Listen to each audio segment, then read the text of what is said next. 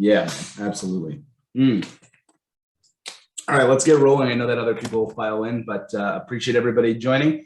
Have a great webinar today around ESG and a little bit of learnings. I've learned a lot over the past couple of weeks working with these panelists, and so we're really excited to get started.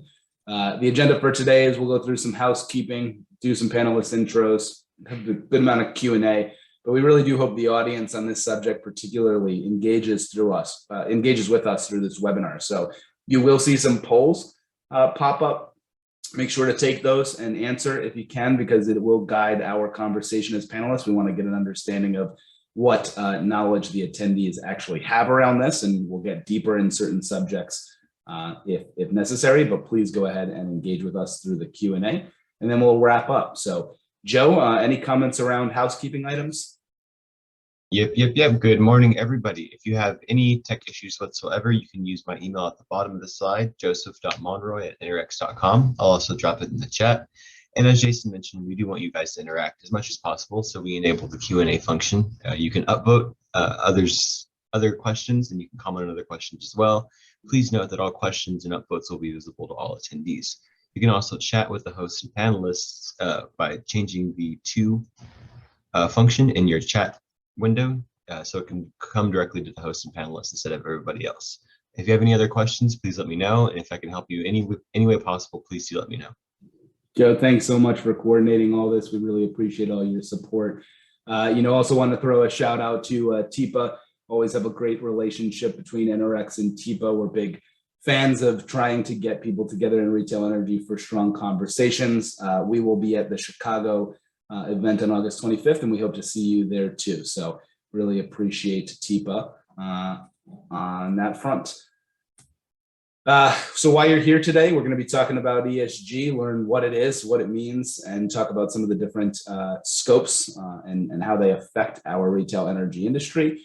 And again, one of the things we want to do is get an understanding as we introduce the panelists of what level of information, level of knowledge that the attendees on the phone have around ESG. So Joe, I'm going to ask you, if you don't mind, I'll launch the first poll while I go through, and attendees, please go ahead and share your feedback.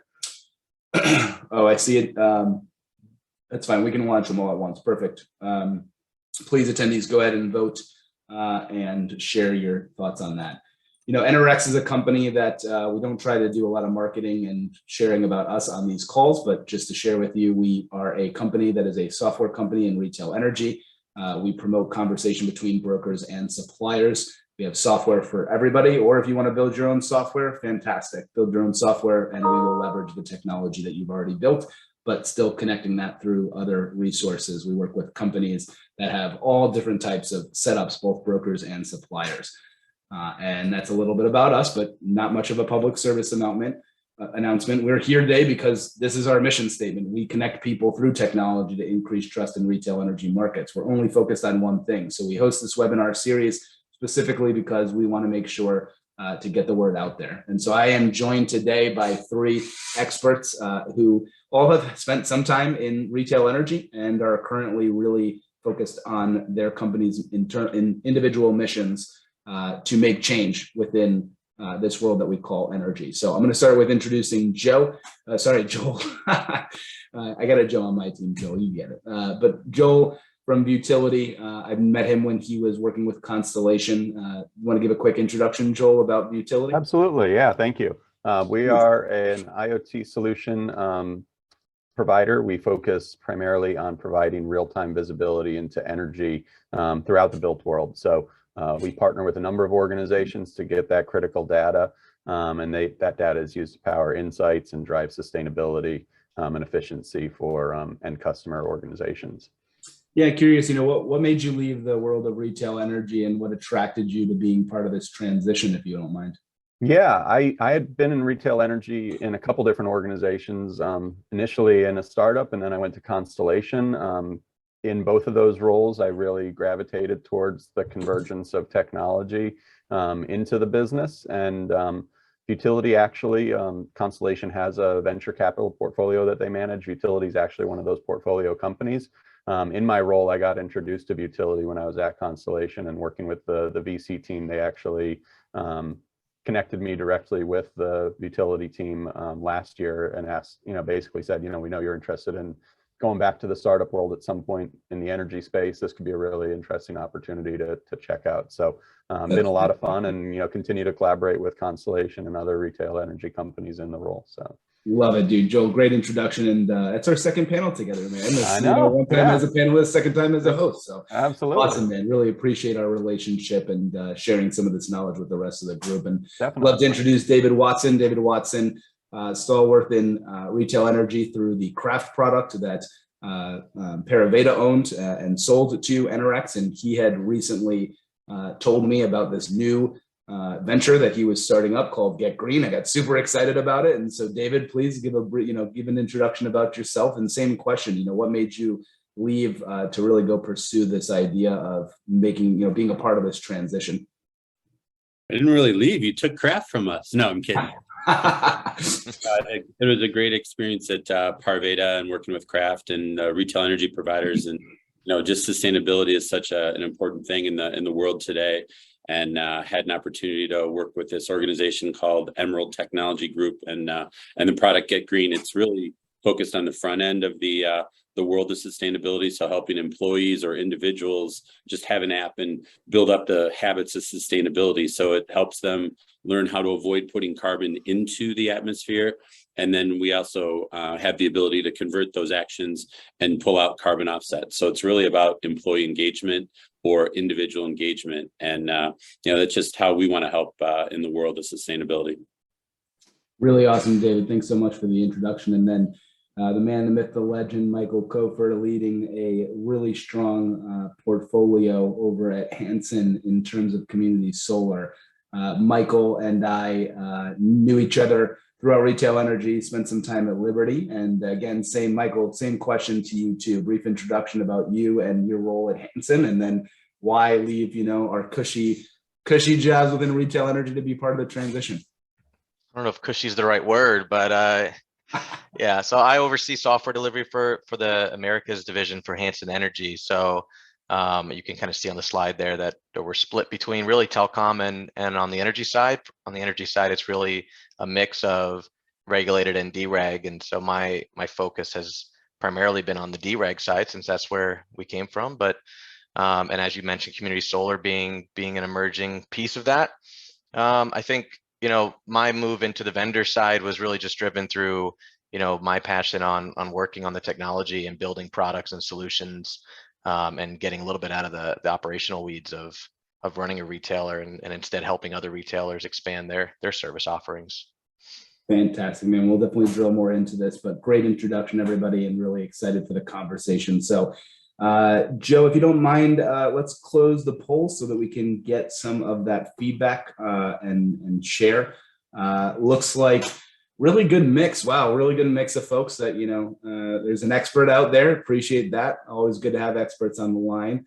But most people are in the beginner and intermediate. So this first slide might be a little, redundant for those folks that are intermediate or experts, but we wanted to kind of start off with, a little bit of what ESG even means and what it stands for. So put this little slide together. As you can see, the E is for the environmental aspect of things, talk about carbon offsets and really looking at your greenhouse gas emissions and what's the footprint, right? And I think you'll hear a lot of this from the panelists too, is that I think what we heard on a pre-call was that we got a really big foot, right, Joel? So lots of areas that we can make impact within the E of ESG. And energy is a big part of that, right? The mitigation of that energy usage. So we'll talk a lot about that. The social part, though, and the governance part are still things that are a little new to me. And so I wouldn't mind if, Joel or David or Michael, you want to give your, thoughts on what social is, and then we'll cover governance as well. Anybody want to jump in there on social to explain? I think there's a lot of intangibles that go into social. And so from my experience, just being primarily on the E side of the space, I think the S category, the social, it's really about, what are your business ethics? What do you do to be a positive impact to the community and to, the lives that you impact, and sort of be a good citizen of your community, on the macro and the micro level. So sometimes it's a little bit more intangible. I think, you know, the one of the big goals for the ESG space is to make those benchmarks more tangible. The E is much easier to define. I think the E is a little softer right now, and you know, to me, it's you know, what's the reputation of your organization to the community and to the people that you are interacting with. That's really helpful. You know, I know that there's a lot of groups out there trying to make change, and you know, we'll talk about this of what Enerex is doing on that at the end in terms of our next webinar and social too. But definitely a topic that I think human rights and what you're doing to bring you know, light to some of these movements is a really big part of the social aspect. David, you have any comments there? Yeah, I'd just add, I mean, obviously one of the popular things in the world right now is the whole talk of the great resignation. But what we're hearing is, especially at the millennial and the Gen Z generations, they want their employer to kind of walk the walk and talk the talk. So, you know, whether if it relates, for example, if it relates to environmental standards that they want their companies to live up to, if those companies don't truly adhere to what they're saying, people from a workplace perspective will leave and go somewhere else. So I think social starts to blend into employee engagement and how you're taking care of your people, and are you doing what you're saying you're doing? Absolutely. Right. It's a credible leadership, actually. Credibility is a book that recently came out that we read here at Enerex. Great book. Really talked about the main thing is do what you say you're going to do, right? And I think that's a big part of any company is doing what they say they're going to do, and the social aspect is definitely there. So then there's G, right? And the governance of these. You know, I think I'd love again some help here, Joel, what you're seeing in terms of governance and how this affects, you know, companies trying to implement ESG standards. What are they doing in terms of the governance aspect? Yeah, no, I think it's great. David actually made a really good, just put the nail on the head when it's, you know, walking the walk and talking the talk. The governance is how you verify that you're actually doing what you say, and it's not just empty words. So one of the challenges facing ESG right now, a lot of the conversation, whether it's at the federal level through the SEC or, you know, just more broadly from an investor pool, you know, when they're looking at companies and they're evaluating them, they're looking for concrete evidence and substantiation for the things that they claim. So being able to present verifiable data, whether that's on the environmental side or making those social stances more tangible, that's really what this governance piece is about to me. And in large part, it's really about, you know, how concrete are the claims that you're making about your organization? Are they built on fact? Yeah, and I would just double down on that. I think, you know, what we're seeing from GetGreen is just the requirements to do the reporting just on those behaviors that their employees are taking.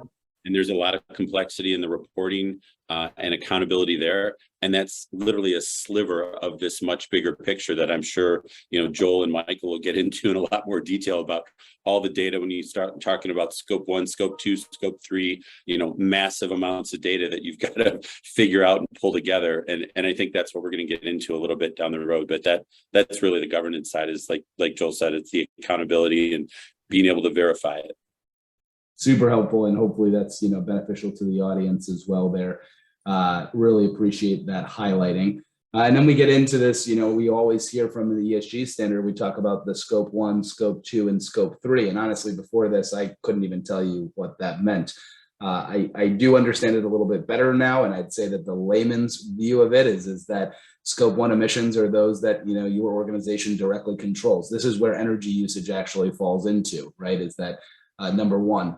For the most part, right? I think that there are effects on scope 2 and scope 3.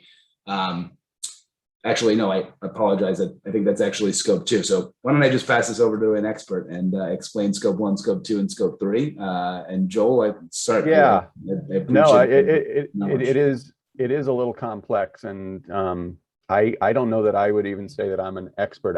I think I'm in that sort of intermediate plus stage right now of my understanding, but a lot of organizations, you know, that depending on the type of organization, you may have very limited scope 1. You know, manufacturing companies, industrial companies, they do have a lot of scope 1 emissions based on the activities that they do for their products and services.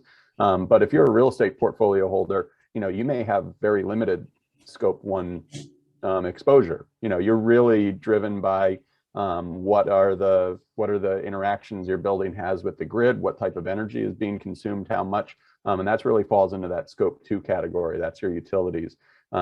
Scope 3 can, in many cases, become a very complex thing to wrap your head around, because it's another organization's scope 1 and 2 that are your scope 3. It's either your supply chain or your end customer and the way that they use your product and services. Any emissions related to that that drive your scope 3. So that could be everything from the logistics companies you use and how much gas they use in freight, moving things around for you. It could be commercial real estate property where you own the facility, but you lease out space to other organizations. How those tenants use the facility are actually your scope 3, even though you didn't use the energy directly. That's part of your scope 3. So scope 3 can be a little bit hard to wrap your head around because it encompasses so many things. It could be the single-use plastic and where it ends up from your food or whatever that you sell at the grocery store, and the delivery to get it there. It's all sorts of stuff that go into that. So it's really the entire chain that you're using. And so there's this movie that I actually watched, and shout out to Five, which is a brokerage company, as well as other things in the industry. And they invited me to an event where they showed this video called Beyond Zero. It was a documentary, really awesome. I hope everybody checks it out. BeyondZeroFilm.com, I believe is it, but you'll find it on Google. And they talked about this company that was a carpet manufacturer. And so kind of just using that, Joel, tell me if I'm right here, right? It's like, if I'm a carpet manufacturer and I, have a manufacturing process, and that process produces emissions, greenhouse gas emissions, that's going to be scope 1. The energy that I use to create that product and what I spend on utilities is going to be scope 2. And then if you continue that, with scope 3, it's like, okay, I've sold this product, I've sold this carpet. Now what happens to the people I sold it to? And what happens when they, want to change out that carpet, right? Over time, that is creating waste, and that waste, right, is going to be in your scope 3. Does that give a good, am I on point there? You're absolutely on point. And that, we're almost on some level, we're scratching the surface, but it becomes more complex to go past that. And for purposes of what we're doing today, that is exactly the thought process. It's, downstream and upstream implications for scope 3. I think one thing I'd love to share with everybody is that constantly in this industry, all I hear is there are so many technical experts, whether it's demand response, whether it's ESG, whether it's whatever it is. You get all these engineers that are so dang smart and they have so much knowledge. And the answer is always, it depends. And for people that are out there selling, it all is about keep it simple, stupid, right? So like KISS principle. And so I try to use my own knowledge to say, I don't want to be an expert on anything. I want to be surface level on everything so you can explain it to somebody to just get them interested. And so I by the way, no shade there, right? Like I appreciate the knowledge, but I always think and love that if you bring it up to a high enough level, I think people really understand it, right? And they start to understand it, and then they want to drill into the details. So I'm glad that we could, present an example there that, helps people understand what that is. Now, David, please. One other ad just before you leave that. I think when ESG first came out, there's a lot of, oh my God, it's going to cost so much to implement all of this. And as I've seen companies implement this and get into it, there's actually a significant amount of savings. So there's a huge financial benefit. It's not just add a bunch of costs to cover these checklist items. There's significant savings across all 3, scope 1, scope 2, scope 3. So, don't be turned off by people that are like, oh my God, it's going to cost you so much. If you make the right investments, it's going to have long-term, huge cost savings for you. I think that's, thank you, David, so much for that. I do agree that there is some really big benefits from it from a revenue standpoint or profitability of a company. And again, that film actually has taught me a ton, right? Of giving an actual use case as a documentary, and I always think that's helpful. And it did talk about that, like at the time they were going to be making a bunch of investments and spending money, and the market tanked the stock because they were like, wait a minute, why are you spending money on not producing more widgets?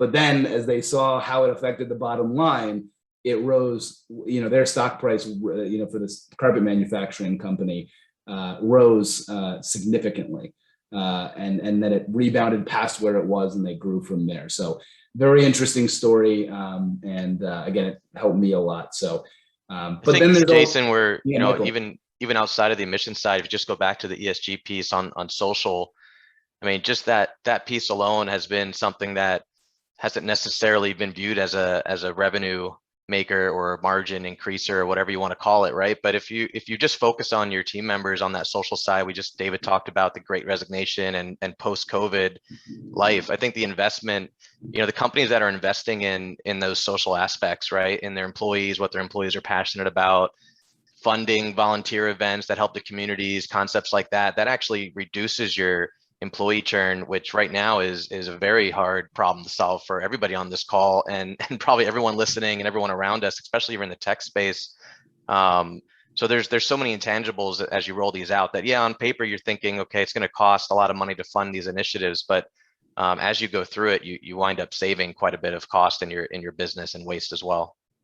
I'll just add to that real quick. I think, on some level, the whole ESG movement is just an evolution and expansion of what you encounter like in a business school setting on when you talk about, ethical companies and, business ethics and what the outcomes over time for those ethical organizations are versus companies that cut corners. And so, the goal of this should be, higher performing organizations as time goes on, because you are more efficient, because you have better employee engagement, because people trust and you have a better reputation in the market. Yeah, I agree. I mean, I think everyone wants to be proud for who they work for and what their company's doing and what they represent, and that just adds into it. I don't want to camp out too long on it, but I do want to say one more thing, which is that I think it's also very divisive, right, on some of these topics, and you have a lot of difference in opinion. And I think it's hard for a company sometimes to go, all right, am I going to take a side on any one of these very politically charged issues? And I think that there has to be respect across the board for companies that decide to take action and those that decide not to take action, because really any company is just worried about their employees and their clientele. Right. That's it. Everything else in the world is, great. Right. But I might do things personally that I might not do on my company platform. And so, I think that it is important to know that conversation is important, though, regardless of what, stance that other people take. And that's where the social aspect comes in. There has to be conversation. There has to be discussion. But again, I'm just sharing personal experience. I think picking sides on some of these divisive topics are always really hard. Right. Because typically in companies, you have people that are on both sides of an issue, right? But they're also saying this doesn't affect my day job, right? I can take those stances personally, but it doesn't affect my day job. So again, really interesting. Any comments back to that at all, Michael? Do you agree, disagree? I think that was really a fun thing that you brought up, though. And I know Hansen does take a lot of great stances, on things. So. Well, we're having fun this year. We rolled out this 50 Acts of Impact for our 50-year anniversary that's funding 50 different events for employees that employees are doing through the offices. So hopefully nothing divisive from that. Our employees are having a good time. But I think, again, like those types of concepts really bring employee engagement and reduce our churn. And, again, if you have passionate employees, that shows up in your products and what you're providing to your end clients. Couldn't agree more. I am. Yeah. Sorry. I was going to say, I want to talk one that's not politically charged, but falls into the category is just the idea of hybrid work, right? There's some organizations that are saying you absolutely have to return to the office. Other organizations are saying we're going to be 100% remote, and still others are figuring out hybrid. And, that is a great example where some organizations are drawing a hard line and people will leave, and other organizations aren't, and people will go there. So every company's got to make what decisions are comfortable for them. I'm loving it, David, because I'm able to hire a lot of people that are leaving because of that. So it's been so all the companies that want to bring everyone back into the office full time, please keep doing it, because I'll keep picking up your good talent. Hey, I'm gonna compete with you on that talent too. We're a global remote workforce, so we also share leads on that quite often, Michael and I. So, but awesome. I'm gonna pump this over to Joe real quick because we gave this example Yeah. of a private manufacturer, but now there's this real estate, right? A real estate company, and describe this, this graph here to us of scope 1, scope 2, and scope 3. Yeah. So we talked to this a little bit before, but as you can see, your scope 3s, you really have upstream and downstream scope 3s, and it has a lot to do with things that aren't necessarily directly in your control, but at the end of the day, you do make decisions as an organization of who your suppliers are, who your vendors are, what types of organizations they are, and decisions about what your product is and how it works in the market. I think for a lot of organizations, that have real estate portfolios, this is this is one of the areas from a scope perspective that they have to grapple with is, how do I accurately report what my customers, how they use my buildings, because the metering can be all over the place. Some buildings are master metered, other buildings are, metered at the unit level, and at the end of the day, that's going to create visibility issues for someone. Scope 2 for your tenant is scope 3 for you. So if your customer has direct access to scope 2 data because it's their electric bill, you're not going to have visibility to scope 3 because you're not getting it from the utility, and you're going to have a hard time getting it from your tenants. The reverse is true if it's a master metered building. You have your scope 3 figured out really easily because you understand the envelope, but your tenants are all going to be struggling to figure out what's an accurate scope 2 number for them, because it's not going to be even based on the square footage allocation that you probably have arranged today. The Wendy's that's inside the strip mall could be using a lot more energy than the apparel store right next door who just has LED lights, even though they're in the same size from a square footage perspective. So there's things like that create challenges today with just the way that the built world is constructed and what the reporting requirements are. And, that's one of the areas where we're trying to help out.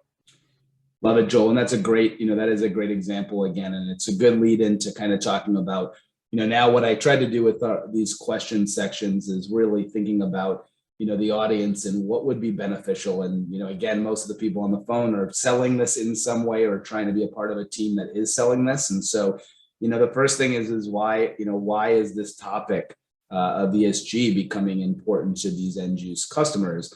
And, what is your company's value proposition at the end of the day, right? What are the things that you guys do, to support the ESG transition? So we'll start with just kind of, I think this question's a little easy. I'm going to knock this off and move on because I believe I want to move on to number 2 here. Now kind of looking at things, but I think the topic is becoming important a little bit because you look at companies like BlackRock, right, who have come up, a big investment company, and we talk often about that.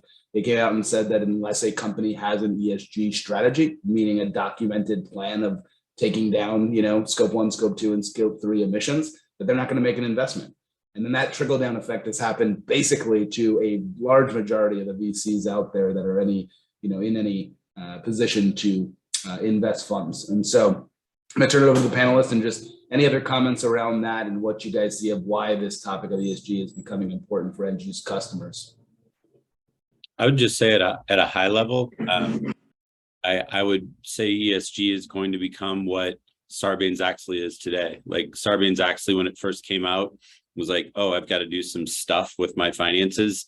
And now it's like CEO and CFO goes to jail if you're not compliant. And I think ESG is going to follow that same trend. I mean, I think it's that simple in my mind.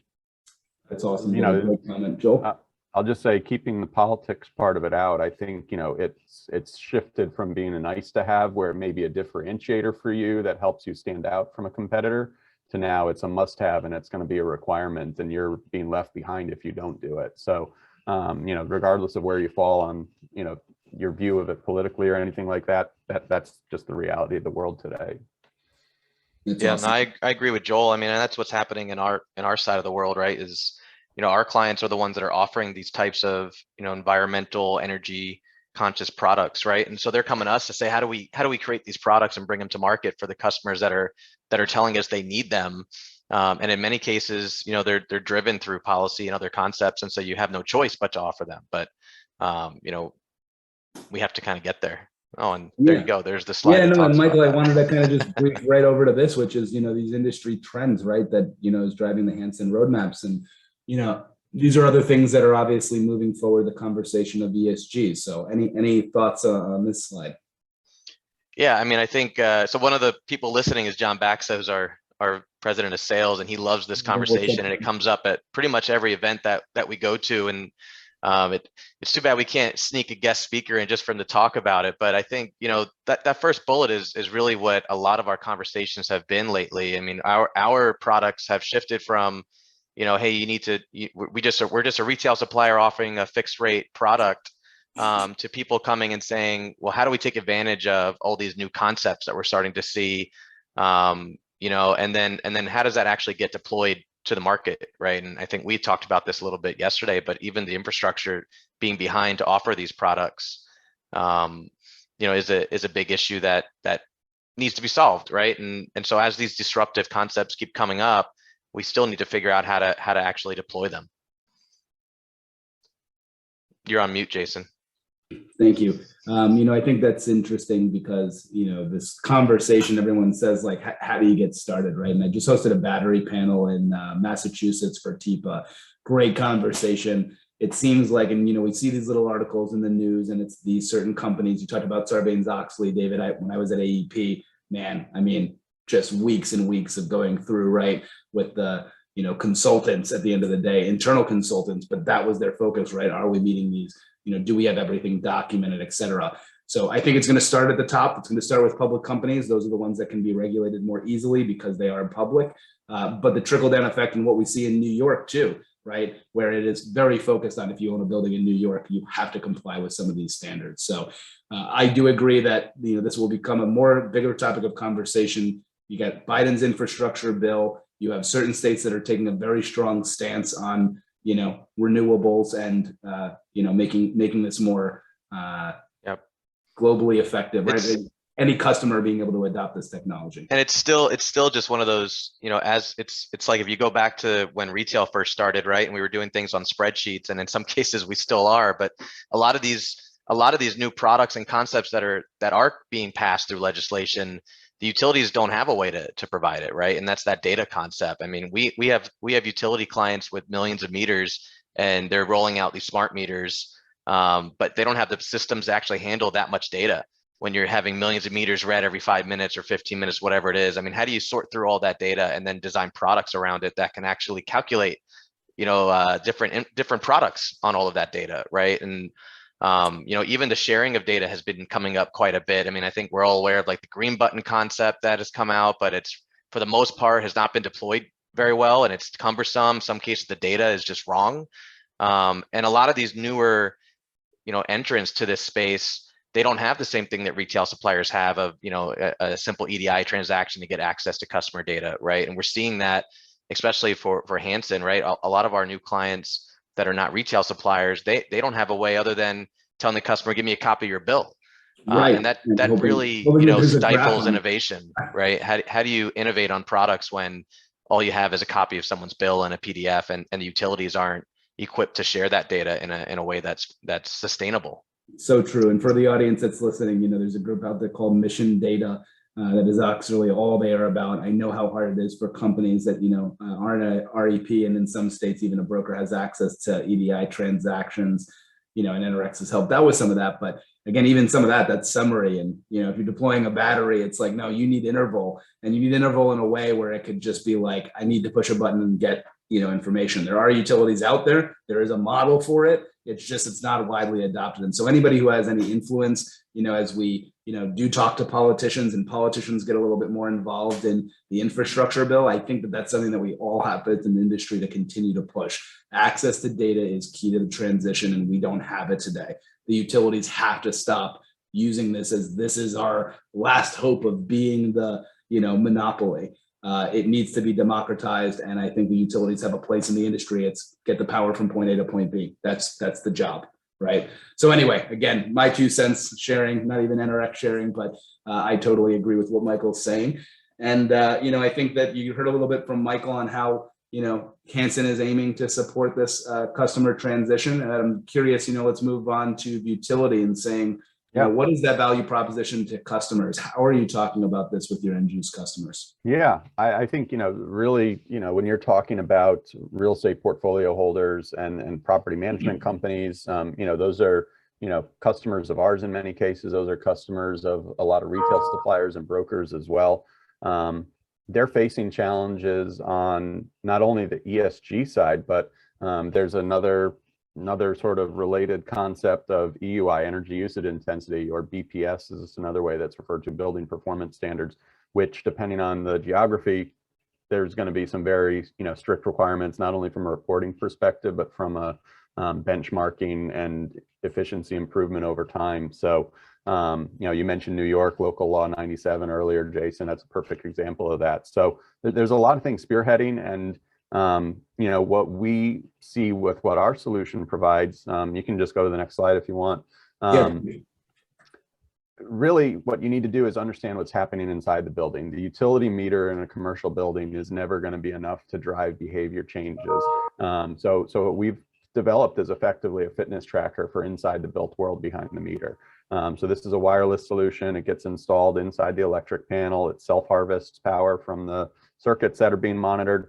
So you can really isolate the energy use of every tenant inside a building, every critical piece of equipment. So you can monitor your HVAC efficiency. You could give detailed breakdown on a monthly basis of what the energy use is. And really, on some level, it's a Swiss Army knife to solve a lot of problems in the built world. We don't necessarily focus on any one application. We focused on developing the hardware and the cloud connectivity, and then being able to deliver that data via API. Then we partner with organizations who can turn that data into an actionable solution for their end customer and for their use cases. So it's a little bit about us. We're seeing a lot of interest and a lot of activity due to ESG. REITs are really aggressive about trying to find solutions for their properties. Property management companies, they're all trying to figure this out. We're collectively navigating it, and I don't think there's one organization that's going to solve it by themselves. There's great platforms out there like Measurable from a reporting perspective, but they need data to get ingested into their reporting engine to be able to do that. So we're all trying to figure out what roles we can play, and there's a key role for just coordinating and quarterbacking those efforts on behalf of these customer organizations. It's so true, and it really reminds me that there is that focus, right, on data, and data needs the ability to be seen, and then action gets taken. It's not that action gets taken before the data. So love what Vutility is doing. Really excited for your journey, Joel, and hope all the folks on this call too, reach out if you have clients, obviously, that have needs in that area. Hansen's doing an absolute ton in community solar. There are other companies and other platforms out there, but I think always what's unique, Michael, in my opinion, watching Hansen's growth, and full disclosure, Enerex has a marketing partnership with Hansen, and we really believe in what they're doing for community solar. I think what's awesome is they're not trying to get involved, just like Enerex is, in the transaction. It's supporting the industry with software and having those tools, but letting those independent operators kind of be their own shop, right, and make their own profit, versus being what I would consider an aggregator, right, of a solution. So Michael, with that introduction, do you want to give any more thoughts about what you're doing in community solar? Yeah, I mean, I think this has been one of the most exciting things for our team, right? As we dive deeper into this, is how do you actually support this new push towards these more green initiatives, right? And like you said, you're starting to see this market has grown a little bit again, kind of like the retail energy side, where in the very beginning they didn't know what to expect, and so there was a couple outsourcers that were trying to take care of everything, and no one knew what the data was doing and how their customers were being handled. And now we're starting to see larger players want to create a retail brand, right, around their solar assets. And we're also starting to see suppliers get into this. There's several suppliers now that have arms focused on community solar, and I think you probably have a good mix of brokers on your platform today that are selling community solar products, right? And so I think our focus has been exactly what you said. We're not looking to take over running a developer's asset and running those operations across the entire chain for them, but it's more about giving them software that enables them to do those things, gives them access to the data. And that's where, again, I go back to the data is just a nightmare for us, because most of this data is still from is still from the spreadsheets and other concepts, right? Yeah, absolutely. So yeah, I saw a question from Rich great about this, question. and Rich, you're right.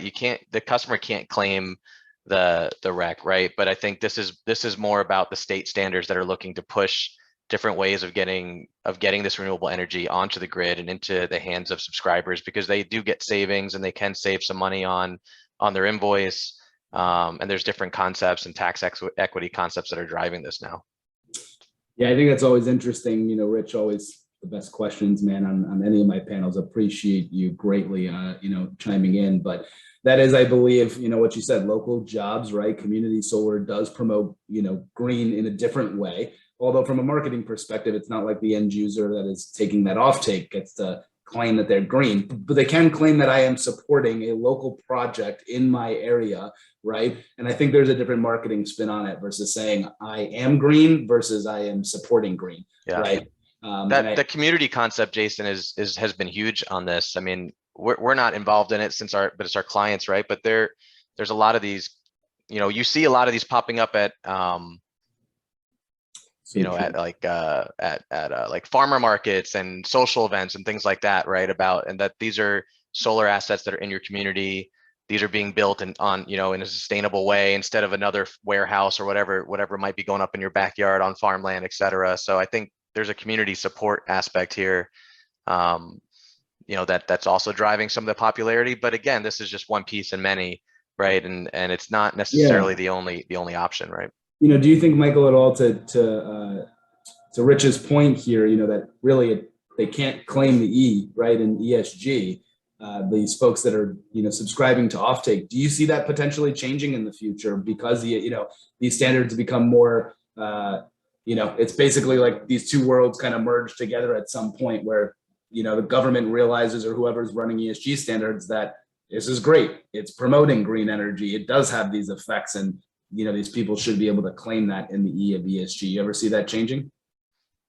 I haven't heard anyone even really talking about it to that extent, Jason. So maybe as the you never know. This market is evolving every month. We see new updates, new bills getting passed, new states are opening it up with different rules and concepts. So I guess we'll wait and see. Yeah, and to RM there in terms of, is solar 100% reliable? Great thing to look up is the duck curve in California. I think that'll teach you a lot about, how reliable is solar. Typically, solar plus storage is the way to go in terms of being 100% reliable. But yep, sometimes backup gen or connection to the utility is still needed in the behind the meter. So definitely different topic in terms of behind the meter solar, but wanted to at least address RM, and thanks so much. So going to move on to David. David, tell us a little bit more about GetGreen. Your focus is really on the residential or the individual, right? And how their journey kind of gets going on this green journey. But I'm super excited. Please share a little bit about GetGreen. Yeah, thanks. There's 4 slides here, and I think you said you're sending them out, so I'll zip through them. But really, our founders of the company actually came from working on scope 1, scope 2, scope 3, and started to see this big gap on the front side. And we launched the company just before Earth Day this year in April. And really, it was a focus on B2C. And then we moved into selling to businesses. And then as the businesses talk to us, they're like, not only do we want our employees to use this, but we want our customers to use it. So it was just all this downstream effect we kept seeing. If you go to the next slide, what we're trying to help people do is check those boxes. And so literally each one of these line items is some of the formal line items that are part of the ESG requirements. So just as we were talking about earlier, as you do reporting, we're trying to feed back and say, as your employees create these actions and hit these goals, here's some of the check boxes that you get to do from an ESG reporting perspective. If you go to the next slide, like this is I think the title is Actionable Insights. For us, the action is either go to our GetGreen website or just go to the App Store and go look at GetGreen, download it. You'll see there's personalized challenges. You can start to play around with it. It's a free app up front. So the free app allows you to be able to avoid putting carbon into the atmosphere based on your actions. And then the paid app is what you can also use on the back end to then purchase carbon offsets to convert those actions into actual carbon offsets to take carbon out. And then I think the last slide just talks a little bit more about, make it really easy. So the biggest thing that we see and hear from companies from our point of view is, hey, I love what my company's doing with all this ESG and scope 1, scope 2, scope 3. But what can my employees do? What is a hands-on something my employees can do today? Or what can our customers do, or the people that we're selling to? So like take some of the brokers that might be talking to end users. It's like, hey, anyone that's a user can use this app. Like anyone on this call right now, you could download Absolutely. it. I get done talking and start playing with it, and it's just going to keep growing. So we're excited about it because we want to put the power kind of in the user's hands. And I'll share a quick anecdote. Like I'm on the board of the University of Washington Honors Program, and we had a small subset of students, seniors. So they're worried about finals and all that stuff. We had 24 students play around with GetGreen for about 2 months. And just by their playing around, they did over 1,000 actions, and they avoided putting 10 tons of carbon into the atmosphere. So, wow. I mean, it's a tiny, tiny, tiny use case. And individuals can have a huge impact when you do it. So, all this ESG stuff is pretty important, but I think in the big picture, like we can all have a huge impact, whether it's at a consumer level, at a company level, whatever it might be. So it's fun, a lot of stuff. It's so cool, man. And educate, what we've heard on this call is education is key, right? Data is key. And again, it's the stark realization for people, like, this is your carbon footprint, So one of the things Enerex, is working on is taking some of this EIA data and looking at, our proposals and saying, well, listen, this is your carbon footprint just based on, scope 2, right? Joel, back to our point, because that's what brokers and suppliers are doing, but at least kind of showcasing it right in their face, like, man, this is your carbon footprint. Then that's the impetus to actually do something about it, right? Yeah. I think it all has to start with education, David, and love what you're doing with this platform, man. I hope. Yeah, thanks. Like we're not quite there yet, but it feels like whatever it is about tracking carbon, at some point it'll be like, instead of talking about how many steps we took in the day, it'll be like, how much carbon did you avoid putting in the atmosphere during the day? That'll be really fun conversation. I couldn't agree more, man. That will be a very fun conversation. So very cool stuff. I think now let's talk about the antithesis to this, right? You get these great value propositions. I think after that last 5 minutes of each of you guys talking, it's like, why wouldn't anybody buy this? But as salespeople, we all know that there's always going to be objections. So we'll start with Joel. Joel, what are the, with your product of metering, right, at that really good data level, what are you hearing in of objections? So I think for us, our go-to-market, we're typically not selling to the end user organization. We're an enablement solution that works with partners, pre-existing service providers for the end customer. What we're helping them overcome is typically the cost objection. So, one of the things that we've been able to do by having our solution as easy to install, we've introduced an ROI opportunity for sub-metering, where previously the cost hurdles. I have examples ranging from 90% cost reduction to literally I had one scenario where they had a $400,000 project that took 8 months to do phase 1, and I was able to do phase 2 in an afternoon for under $1,000 bucks. So, there's scenarios like that where just being able to get the data out of hard to reach places, being able to install as quickly as we can, you unlock the value for a lot of things. So there's a cost consideration to a lot of the steps that are going to be necessary. And so a lot of those decisions keep getting deferred and deferred and deferred. And so we're trying to address that on the nose by saying, no, these are action items that you can take today. There's going to be an ROI. You're going to get a payback quickly. Not only are you going to have the data you need for your reports, but you're going to have the visibility into how your building's actually performing to start driving improvements to that facility and improve the efficiency of the operation. And I'll just, sort of the part of me that's coming out from the retail energy business, obviously, on some level, there's a risk that you're running contrary to, if we're paid on per kilowatt hour today, shifting that mindset as, suppliers and brokers to saying, no, I want to be an integrated sort of holistic partner to this facility, driving to what their goals are. There's so many layers of service and value that they need, and just connecting the dots and organizing and quarterbacking and, tying all those pieces together to meet their goals more holistically. ultimately that's a lifelong customer, I believe, rather than, just, worrying about renewing the contract every year or 2 years. It's like, what if I could have an ongoing perpetual relationship with this organization as they meet their goals? And, even just capturing a little bit of that value chain is, there's a ton of upside in that. That's awesome. I'm going to bounce over to Michael and just kind of talk about, from the community solar aspect, what are some of those objections that you hear?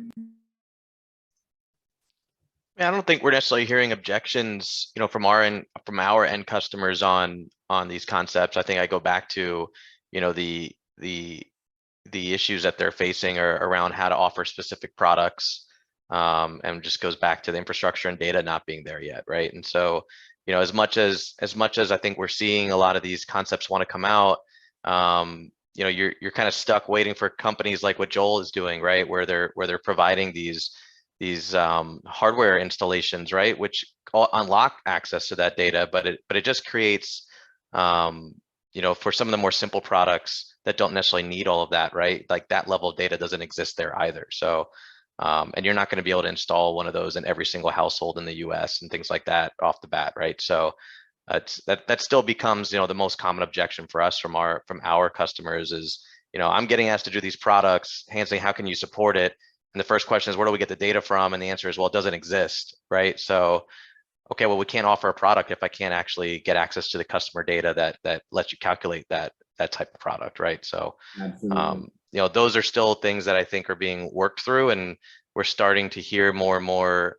I think as this industry evolves, the players are learning more about what they need. Whereas when it first came out, it was just, let me go sell this product and we'll figure out how to do it later. But now those products are becoming, more competitive, and people are trying to figure out different nuances to it. And so now you need to start pushing, for different concepts around that data sharing and the infrastructure build out.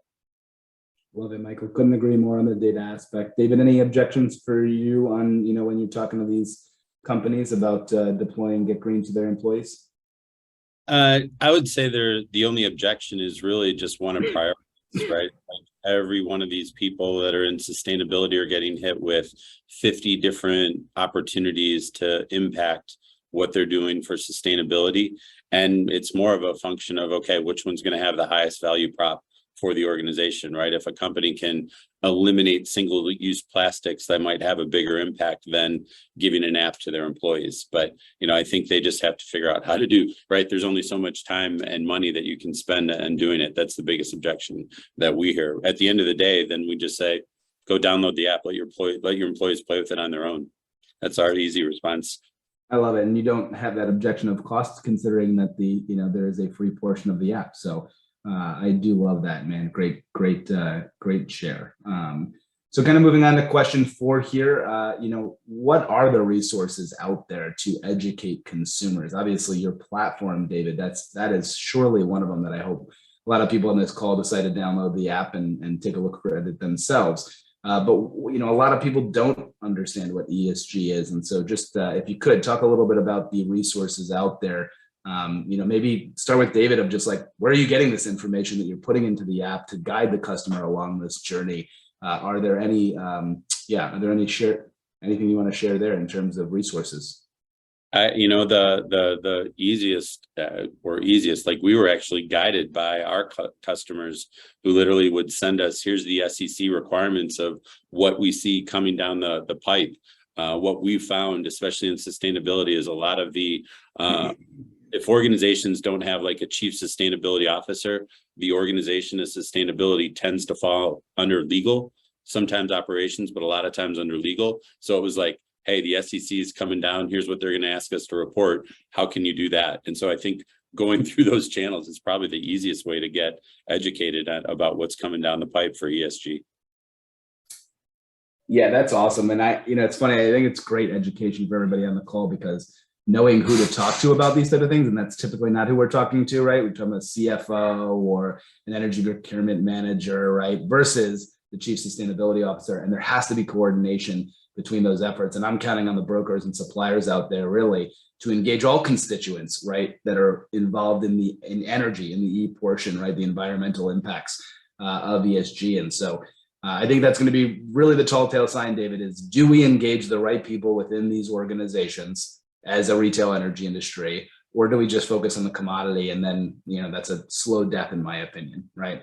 So great education on who the decision makers are on this and who would be affected. Joel, any thoughts in terms of resources out there? I think it's, if you just go to Google on it, type in ESG and go to the news section, you'll see something from Forbes every day, or, that there's a lot of topical stuff that comes up. It's actually, to me, one of the easiest ways to get a conversation started. You just go there, grab a headline, grab a quote out of it, and that can be your lead message when you start your call that day. So no, it's very topical. Just tying back to what David said, ultimately, with all the requirements coming out, this is becoming a C-suite issue. It's not something that's falling to, mid-level ops person to figure out how to make the building more efficient. You're talking directly to the C-suite about this. So from a holistic perspective, there's a lot of value that you can potentially create for your organization and for the customer by having that conversation, ultimately at, the CFO level, COO level, because they're the ones that are going to be signing off on the reports at the end of the day now. Yeah, and as you talk about C-suite, if you go to a lot of major organizations, look at their investor presentations. There are all the time a slide or two about what they're doing with ESG. I mean, they're putting it in their annual reports. They're putting it in their investor decks. It is top of mind. Becoming more and more from that perspective, and that was a good way of actually transitioning, to question number 6. We'll skip because I do think that's a lot of it, right?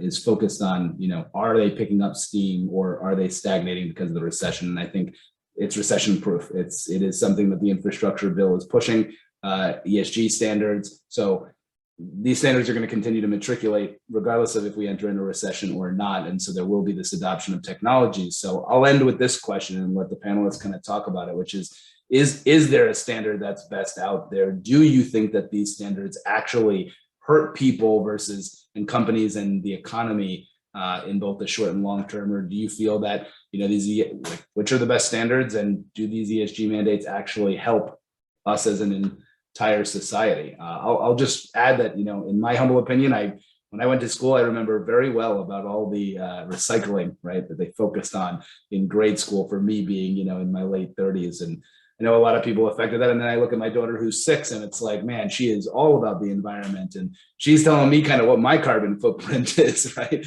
at the end of the day. And so I do believe that there is going to be continued conversation about this and pick up steam.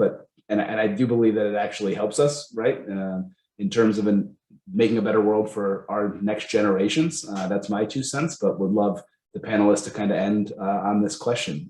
Start with Joel and work our way around. Yeah, and really there's a couple primary standards out there. I don't know that one of them is necessarily the leading one.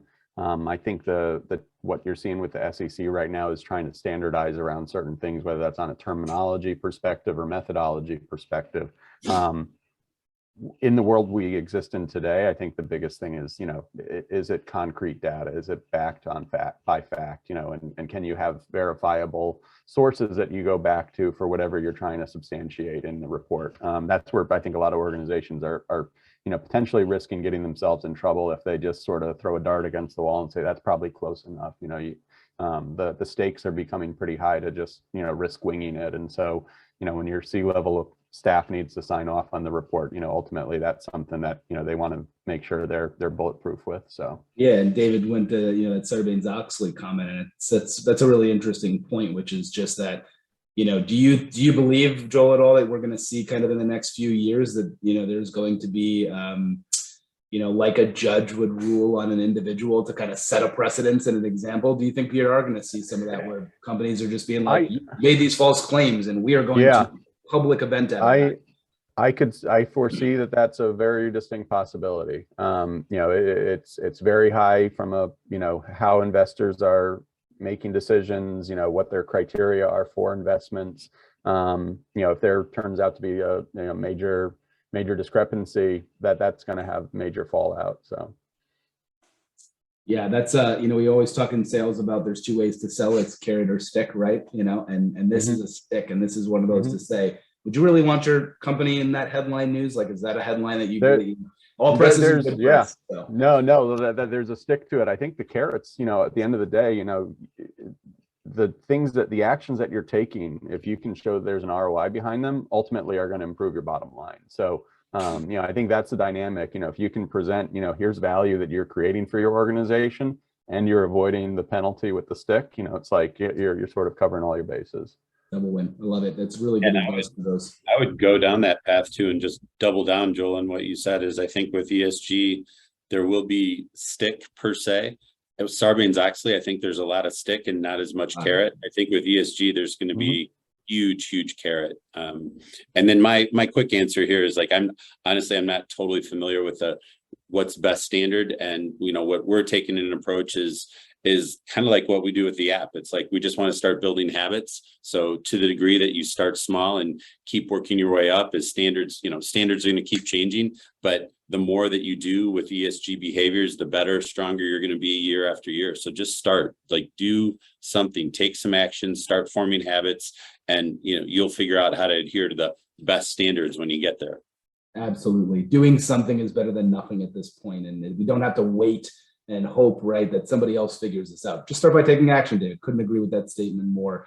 So it's not as important as which standard is the best. It's important that you're actually doing something. And I can't wait to see all the statistics that GetGreen releases of how many trees, right, were planted and how many cars were taken off the road, because those are the impacts that people are like, wow, you just did a couple of simple actions on that app, and wow, you're really improving the environment for the next few generations. We'll look forward to the feedback from your daughter on what we should do with the app, my friend. Yeah, I'll put my 6-year-old in touch with you. But Michael, bring us home, man. Anything else to add from your perspective? No, I mean, I think again, similar to David, I'm not super familiar with all the various standards, but I think just because we are a global company and we have clients all across different countries, we're definitely seeing on the energy side, like Europe, the products there and what clients are looking for is much further ahead right now than it is in the US.